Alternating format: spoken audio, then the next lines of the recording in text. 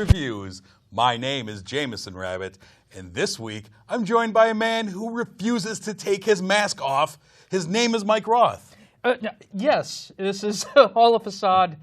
I'm not going to get into it. It's my secret identity. I know. I saw you once kind of pulling it tight. You know, every week I'm the same guy, but you have more stuff for me. We should just, set aside 3 hours. You have no idea. Your Wikipedia page is extensive.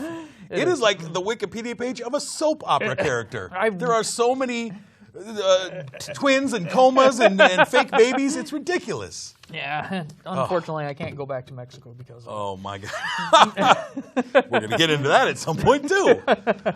This week we have a few movies on the marquee, so why don't we get started with the first one on the marquee this week. We have Goosebumps, based on the children's scary book series by R.L. Stine, directed by Rob Letterman. We basically have a young man, Zach, played by Dylan Minnette, who moves to Delaware, of all places. Madison. Hey, we're in Delaware. And he and his mom moved there, played by Amy Ryan.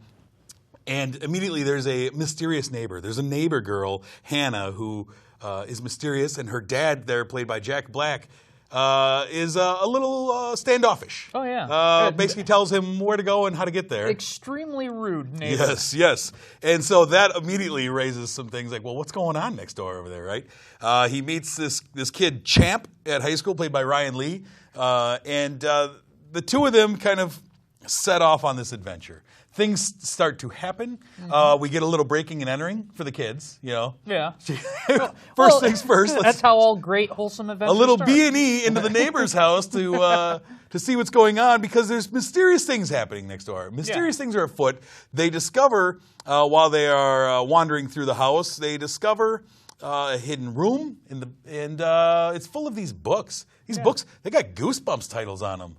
And once opened, we have calamity ensues, I guess, because the monsters from the Goosebumps stories literally come off of the page. Literally. Yes. They are kind of made of the ink. Right. Yes. It's a cool effect. I like really the effect is. of the book opening, the words coming off the page and transforming into the monster or alien or what have you. And we have a whole array of monsters and aliens. Oh, yeah. R.L. Stine, if anybody doesn't know him, he's written, 40 books? Something stories? like that, yeah. Something like that. Tons It's a of them. massive amount of books that were really popular in the late 90s and early millennia. Right. So there is tons of monsters in here. All these monsters are things that he has written about in his books, and they're also classic monsters. So you do kind of recognize, zombies, abominable snowman, and Killer clown. Killer clown and stuff like Garden that. gnomes. Garden gnomes. Werewolves. Actually, the gnome story, and I'm not going to get into it, is actually pretty creepy. Yep. But it's really cool to see all these monsters come alive. And also, it's really, for a horror movie, and this is a horror movie, it's very wholesome. It really is. It's fun. There's a lot of really solid laughs with Zach's aunt, the Bedazzler. Yep. She has some solid laughs throughout. The cops. The cops that show up throughout, that are the one cop is in training. I think that's pretty hilarious, the two of them together. I loved Ryan Lee as Champ. Yes, yeah. Every time he screams, and they did it a lot, but every time he screams, I laughed a little inside. But he is the worst friend. He is not going to stand by your side, and he's like, I will run on you. Yeah. I love he says it right away. Like, He just tells you if something that. happens, I will run. All right, just so you know. And it's great. And Jack Black, I think, was a good casting choice for this movie as R.L. Stine. I know at least my boys love Jack Black. In all of those, School of Rock and these kids movies, he's a fixture on the Nickelodeon Kids Awards and such like that. But how do you feel about his acting as the Invisible Boy? or Slappy? He's like three characters. Slappy is the bad guy, and Slappy comes out and he's ready for fun. He is the ventriloquist dummy. Yep. And he's great. He's a great villain.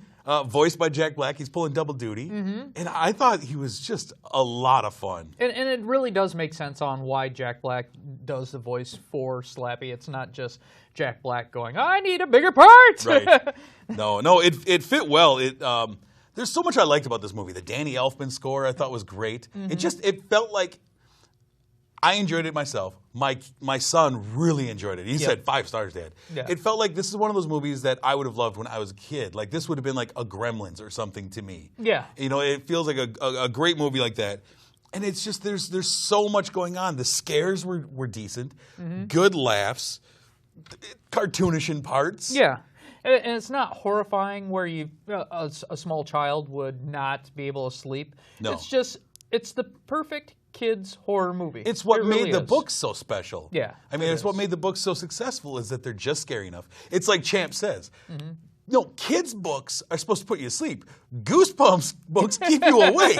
You know, and it's fun. And my only real issue with the movie is that there were a few scenes in the movie where it definitely looked like they were acting against nothing. Yeah. Like there was some green screen work that was a little shaky. But you know what? The monsters were fun. There were so many monsters in the background that I wanted to see more of. Yeah. Like, oh, look at this one. What's this guy? I was waiting for the mask, and they mentioned it because I also love the television show. It wasn't for my age, but my kids, as they were growing up, I was like, oh, R.L. Stein's Goosebumps. And some of those are on Netflix right now. Yeah, and one of my favorite episodes was the 2-part of The Mask, and I thought that was a really cool I one. love the references to Stephen King as R.L. Stein is going off about Stephen King. It was really fun. And we got a cameo of R.L. Stein himself showing up at the end. Yeah, I got excited. I was like, oh, but of course, all the kids around me don't understand. That no one clapped or went, woo! Who's the old guy that just said hi? But Goosebumps, I mean, we obviously both enjoyed it. What did you end up giving Goosebumps? I gave it 4. I think it's a great movie.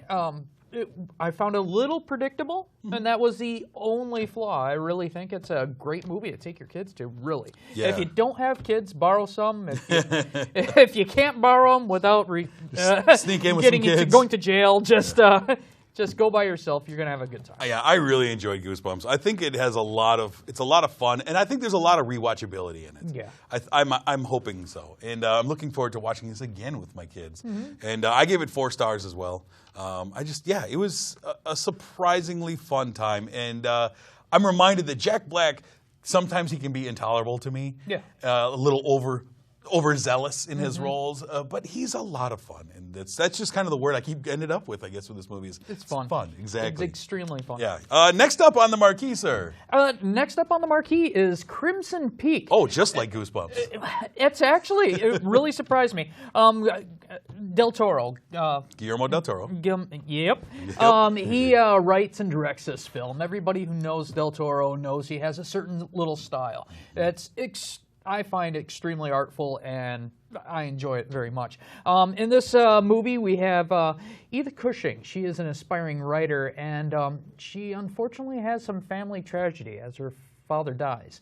She takes off with this mysterious stranger to his mansion, which is falling apart, and marries him, and it's pretty much his goal is to keep his mansion alive. Him and his sister, it was inherited to them. They're baronesses and barons, and they need to fund this house so that it doesn't just sink into the clay pits. Now, if you're watching the trailers at all, you might remember the trailer as just bloody all over the place. It's actually very misleading story. This is not as much of a horror movie as I think as a ghost story. Nothing really pops out, but it's just dripping with style through the whole thing. Not to say that the story was bad. We have, of course, Edith Cushing. She finds out that the house has got a past. There's ghosts in it, and she is left to wonder on exactly this couple, Lucille and Thomas Sharp, the man that she married, what their motives are in this house. Things get creepy, but nothing really horrifying happens. I felt like I was mostly just watching a lady try to figure out what the mystery is behind Dealing this with house. these suitors that she has. Yeah, there are creepy parts. There are some gruesome parts, but for the most part, all the red that you see in the trailers is the clay that the earth is made of around Crimson Peak, the mansion. Right. The thing for me is anytime you get a Del Toro movie, you know one thing, that you are going to get gorgeous visuals. Yeah. That there's going to be unique visuals that you've never seen before. He loves playing with those. And like you said, he's got a very distinct style to him. And I enjoy that. My main issue is that most of Del Toro's films, to me, as much as I love them aesthetically, they all seem to be very uneven. Like I can't remember a Del Toro film that I loved all the way through, 100%. There's always like, this was great, oh, this was amazing, but this just fell flat. This moment was great, or the visuals were great, but the story was weak. And I thought this movie suffered from that. I thought visually it was beautiful. And I thought the story suffered a little bit. I thought the story could have been a lot stronger. Yeah. It left me kind of like, okay, let's move this ahead a little bit. I get where we're at. Can we go on? And I think some of that is because of the presence of some great acting. Jessica Chastain and Tom Hiddleston, his brother and sister, were phenomenal. Yes. Charlie Hunnam, though, who I really enjoy, he plays Jackson, Sons of Anarchy, who I really enjoy normally. I've seen him now in a couple of things on the big screen, and he just doesn't feel like a movie star to me. He doesn't feel like he has the presence to me. And so when he's up there with these two great actors, it stood out like, that guy just doesn't have the chops, it doesn't feel like. Well, he didn't really show up that much. He was like, they hinted that there could have been like a love interest maybe in their childhood. But, yeah. I enjoyed it. There's crazy imagery. It's a long, slow build. It's punctuated by some great violent moments. Yeah. You know, that just kind of jump out at you. And it's done really well. But from the setup where she is met by a ghost as a child and then, you know, becomes the writer and all this stuff, I was in with it. And then it just felt like it stagnated about a third of the way through the movie. And it felt like there was a good 20 minutes there where I'm just like, we were just churning the wheels through the red clay, you know? I was actually a little disappointed with the whole idea of her being an author, and then it felt like to me that they just wanted to forget about that later. Yeah, they on abandoned in the film. that. And I thought I that was agree. actually one of the things that were very attractive to this character that wanted me to learn more about her. But once we got to the set, and understandable, the set was awesome. Yeah. It became more about the house, and that's what it's named after, the area. And that's understandable. It's a great set. Yeah. Looks beautiful. It's a character in the movie. It's the star of the movie. It left me wanting more from what I was expecting. Maybe it's part that I went in with high expectations. It might be part of that. Maybe if I rewatch it again, knowing what I know, maybe I'll really enjoy it for what it is. But going in, I'm expecting one thing, and I felt like it was under-delivered.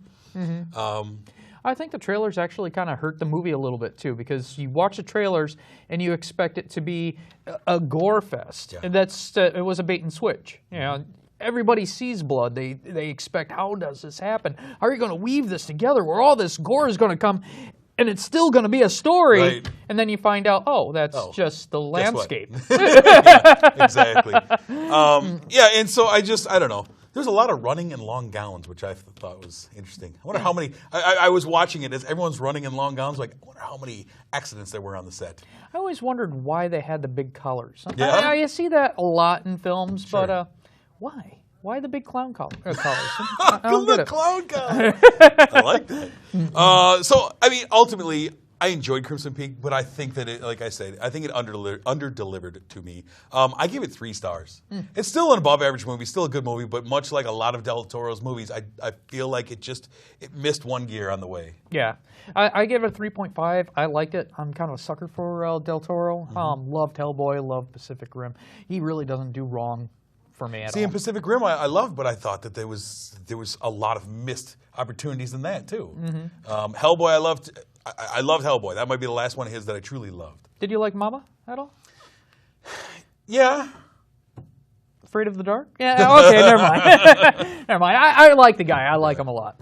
All right, let's move on, sir. Let's move on to the final movie we have on the marquee this week, and that is Bridge of Spies, starring Tom Hanks, directed by this guy, Steven Spielberg? Yeah, he's a newcomer. Spielberg, yeah. And is based on actual events. 1957. We are deep in the heart of the Cold War, and Tom Hanks plays a man named James Donovan, who is a bulldog insurance attorney, and he has this case dropped in his lap by his boss, Alan Alda, who's out there doing his full-on Alan Alda. He's really coming back, isn't he? Alan Alda Second movie this year. Alan Alda just plays man in charge. Mm-hmm. That's just always what he is, you know. And drops his case in his lap of we have gotten a Russian spy. He needs to be defended in court, but everyone expects this man to be a sham trial. Yeah. But basically, like he needs to have a token defense to say, like, yeah, we gave him his day in court, but we're hanging this guy. Yeah. You know, and so how about you do it? Tom Hanks, like, I'm an insurance guy. What? No, do it. Yeah. So he steps in. Our spy, Rudolph Abel, played by Mark Rylance, and he was excellent, I thought, as the spy. And he is, they form this relationship between the two of them. And he's supposed to kind of get information from him, defend him in court, and he's expected to let him just hang. Tom Hanks ain't having that. No. He believes every man deserves a day in court. He believes the Constitution is stronger, and that he sees the bigger picture, that maybe we need this guy. Who knows what's going to happen in this Cold War? I think we might need a bargaining chip. I think when he mentioned that earlier, it was more of a bargaining chip because that's what you would do for your client. I don't know if he really believed in that. But he put that out there as did. A desperation of, don't hang him. Come on. Don't. Yeah, exactly. This is America. I'm doing the American thing. Because what happens when they get one of ours? Which happens. Yeah. We lose a spy pilot. Gary Powers goes down. He is captured by the Russians. Now they've got one of ours, as well as an American student who is captured on the wrong side of the Berlin Wall. Yeah. Now they've got two of ours. They didn't really care about one of them. We've got one of theirs, and it is James Donovan's job to go over and negotiate the deal now with the newly formed communist East Germany and the Russians. Broker a deal where you give us two guys, we give you one. How's that sound for fair to you? I used to trade baseball cards. 2 for 1 never works. That's not cool. No. and I mean that's basically what he has to do. I mean, and he's found James Donovan is guilty by association because he's the guy defending a Russian spy. Great story, right? Oh, I actually found it awesome. This was mind-blowingly good for me.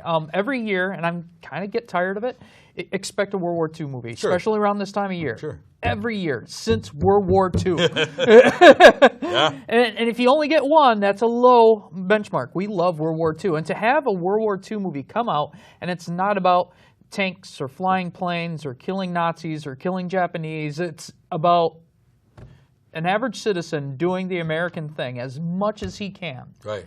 And the relationships, it was very refreshing. I really liked it. It showed another side of World War II that we rarely see in movies. Well, no, this is post-World War II. This is Cold War. I mean, this is 57. Yeah. I'm sorry, yeah.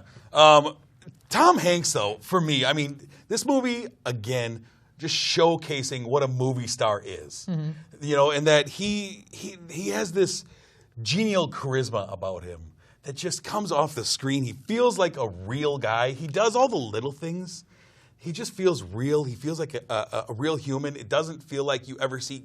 I never catch Tom Hanks acting. You know, he just feels like a guy, and I sympathize with him in everything. And he was perfect in this as that guy who's the everyman, doing what he can and taking on 3 governments, basically, the 3 biggest superpowers in the world. Like, I'm going to fight for my guy, I guess. Yep. He's great. I like the scene where he crosses over as they're building the Berlin Wall. And it's like night and day. People are running. People are getting shot. It was powerful. There's so much I liked about this movie. That there's gorgeous editing in this movie. The edits from one thing to the next, from scene to scene, was beautiful, just expertly done. There was the visuals. There's some great scenes. Like there was a scene in the courthouse where there's just reporters, there's flashbulbs littering the floor after the court case. And they rush out, and you could end the scene, but Spielberg lingers. And he just shows these flashbulbs everywhere because they're just popping through them as fast as they can. That got me. There's the the imagery of the wall being built. Yeah. I thought that was insane. Yeah. Because we are in this moment in history as the Berlin Wall is literally going up brick by brick.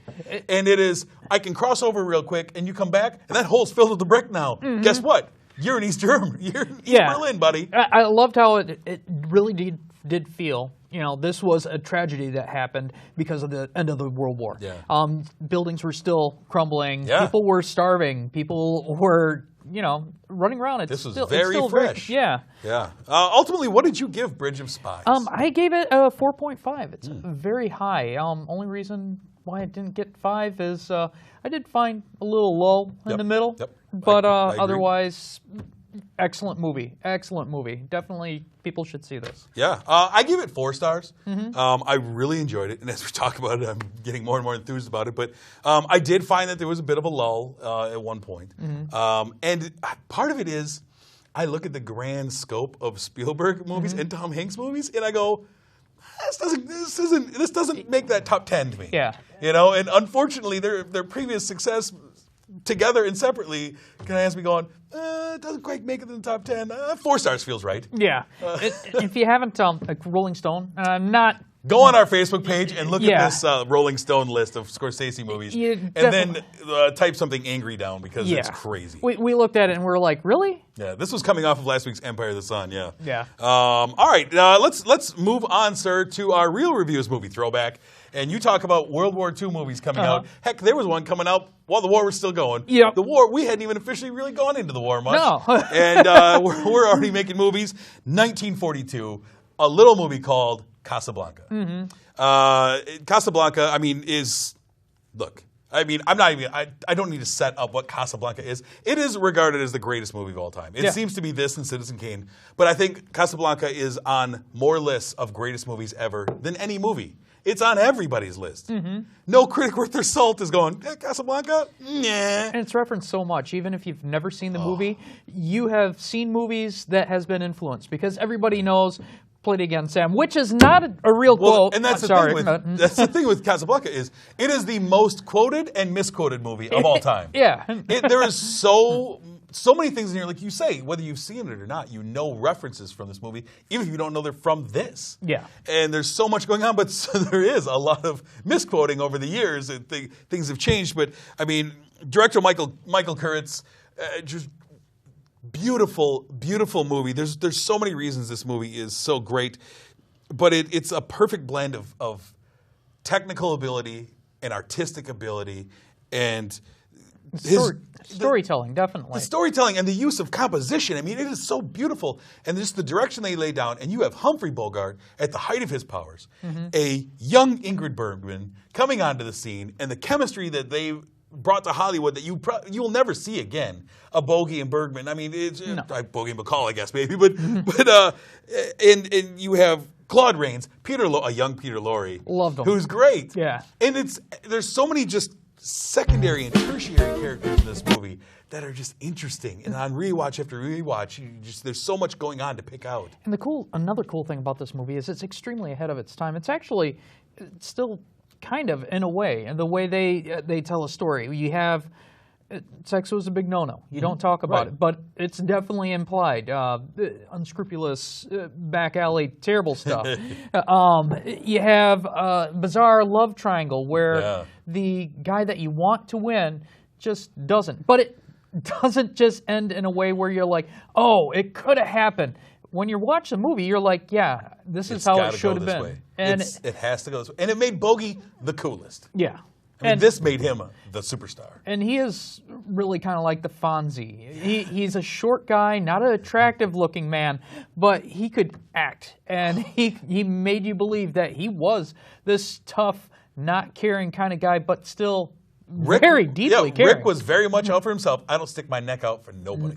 That is a good quote. He says that over and over again. Yes, he does. And he betrays that ultimately, but it's just so phenomenal. Just breaking down everything about this movie.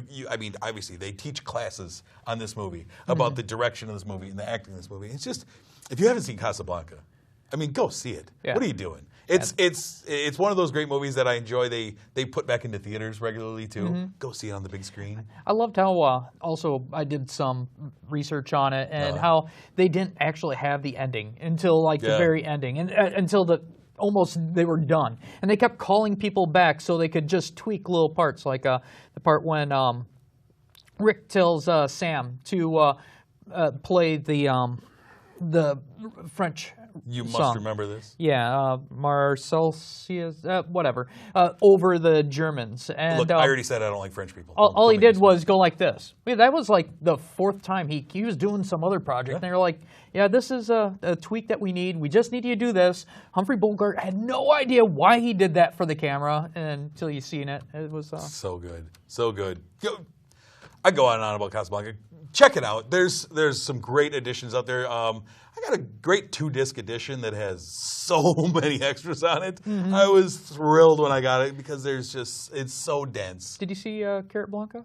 I have not seen Carrot Blanca. That's Warner Brothers Bugs Bunny version of Casablanca. I like it. Did you see Cabo Blanco? Cabo Blanco? Tell me quick. What is Cabo Blanco? Charles Bronson plays a Rick-type character. Everything of Casablanca is actually played in Cuba or Havana or something of that nature. Hey, Don't kid, watch it. I hear it's terrible. Here's looking at you, kid. All right. That's not even it. Go see Casablanca. That is our Real Reviews movie throwback for this week. Let's take a look ahead, though, at what is coming out the weekend of October 30th. That would be Halloween weekend. There's really only 2 movies coming out that weekend. Scary movies, I'm sure. Are they? Let's find out. The first one is called Our Brand is Crisis, starring Sandra Bullock and Billy Bob Thornton. And she is about Sandra Bullock is a character who's drumming up. She's trying to get a candidate in power down in South America, and using shady techniques. Billy Bob Thornton playing very much like the James Carville character. And it's a bit of a inside politics, inside baseball type of thing. And is selling our morals. Is it worth it? Kind of timely. We got election thing coming up, and we have a bunch of political opponents battling it out. I haven't paid attention to. We have something going on? Yeah. It's all right. Next up, we have another movie called Scout's Guide to the Zombie Apocalypse. What is that? Scout's Guide is about. I watched the trailers. I say to myself, that looks like Superbad and Zombieland came together. That's a good thing. I know. I like both of them. We have some Boy Scouts who are out being knuckleheads, trying to chase girls. They're in high school. They're Eagle Scouts, maybe. I don't know. But they're in Scouts.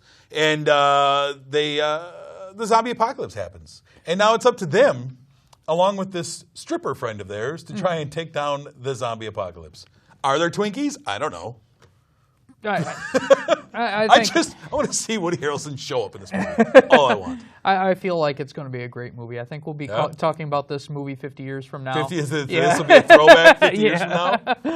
God help us if we're on the air in 50 years. But those are the movies that will be coming out the weekend of October 30th. Before we leave you, of course, we have to thank our sponsor, Marcus Theaters, specifically the Palace here in Sun Prairie, Wisconsin. Thank you for sponsoring Real Reviews. We do appreciate it. We look forward to seeing Star Wars in your theaters very soon. Got my tickets, Mike. I'm happy. I'm still waiting. Oh, go get them. Go get them. Of course, you can always find more from us if you go on to the Facing Book. You can go there and search Real Reviews TV. You can find us on Twitter. I've been posting a bunch of stuff on Twitter lately. I'm getting a little silly with it. That's what I'm doing. Yeah. Someday I'm going to join that. You should. You can find all that at Real Reviews TV as well. Join in on the fun. You can find our show, past episodes, all kinds of other things at ksun.tv. You can find past episodes of our show as well on our YouTube channel. I would search Real Reviews, KSUN, KSUN, that's our station. That would get you right where you need to be. Subscribe to the channel and you will get us each and every week. If you forget any of this, you could friend us on Facebook on the individual basis and we will tell you all about this all over again. We'll see about that. And of course, last but not least, if you prefer sitting around the old-timey radio, gather the family together. I don't like looking at those guys' faces. I hate guys with beards, you say. Fair enough. Fair. I don't think that's fair. Gather around the radio. Listen to us on 103.5 FM. Check your local listings, as they say. But until next week, when we are going to be talking about a whole ton of movies, I think. We'll see. My name is Jameson. I'm Mike Roth. Thanks for watching.